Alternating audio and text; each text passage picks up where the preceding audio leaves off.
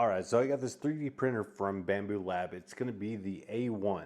Now I did pick it up with the AMS Lite, and it came with this bamboo filament swatch kit. The thing is, right within the app you can do a search for swatch, and you have literally thousands of different options to choose from. And of course you can do all sorts of things.